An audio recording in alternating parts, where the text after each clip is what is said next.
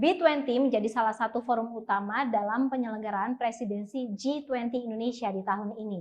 Dalam forum ini diharapkan terdapat sejumlah rekomendasi dan juga komitmen dari para pengusaha dan organisasi bisnis untuk menangani permasalahan global saat ini.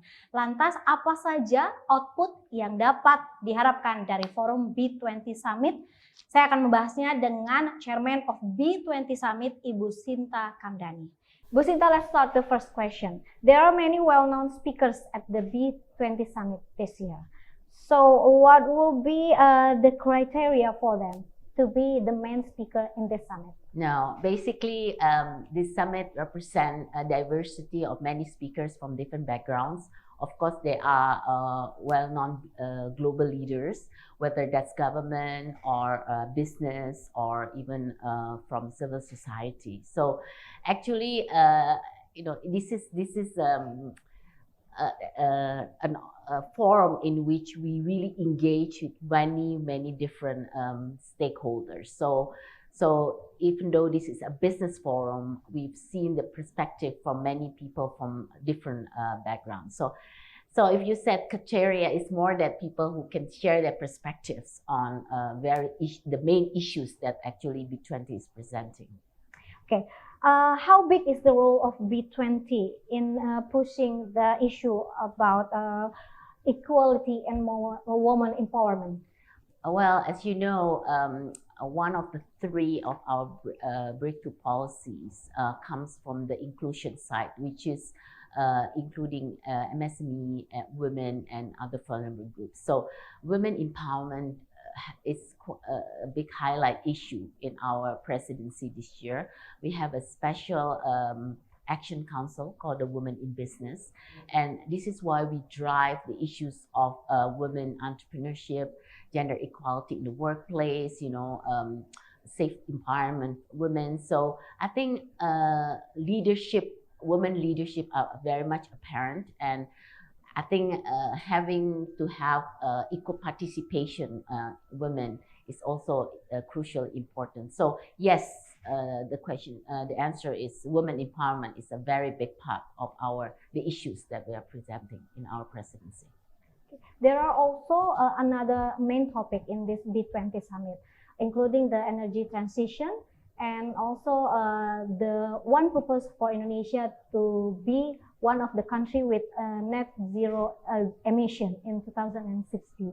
So how the B20 summit will be part of that focus for Indonesia? As you know, the three aspects that the G20 is focusing are on the global health architecture, the second is on the digital transformation, and the third is the energy transition.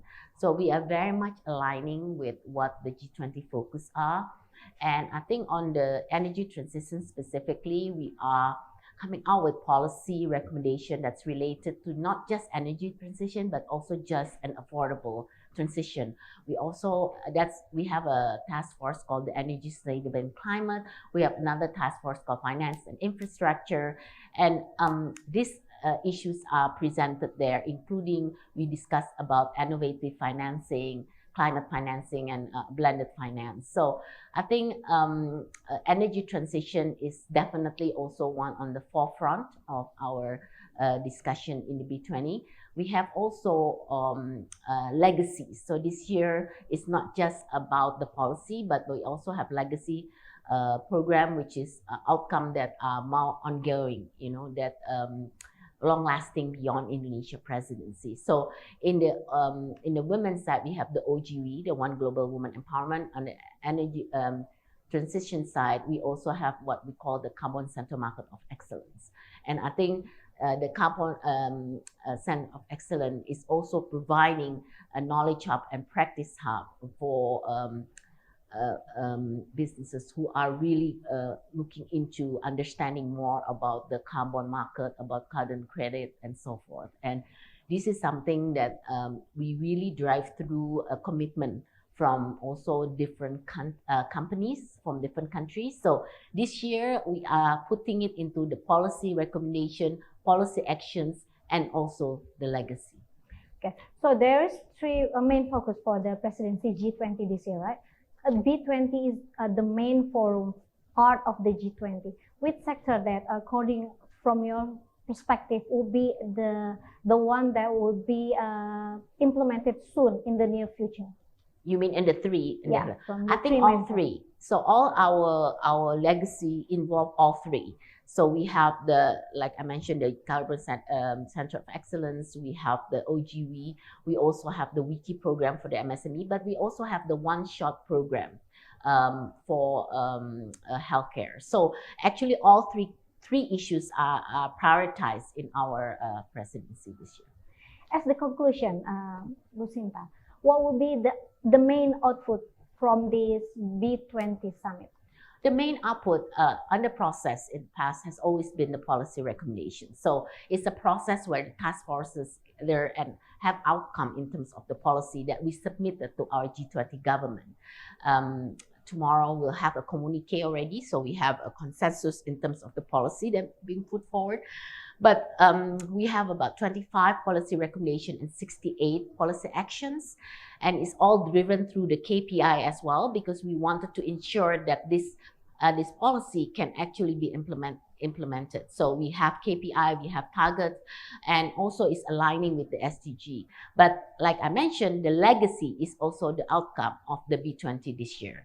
And the legacy, besides the 4 main legacy, we also have outcome from the task forces, like the inclusive closed loop from the trade investment. We also have the outcome from like the future of work and education on apprenticeship. And so we have many outcome, the blended finance for energy transition mechanism. So many outcome from the task force as well. This is all really actionable outcome from the B20. Okay, thank you so much for your time, Bu Shinta Kamdani, Chairman of B20 Summit, for this nice discussion. Dan demikian tadi wawancara saya dengan Ibu Shinta Kamdani, Chairman of B20 Summit. Terima kasih dan sampai jumpa.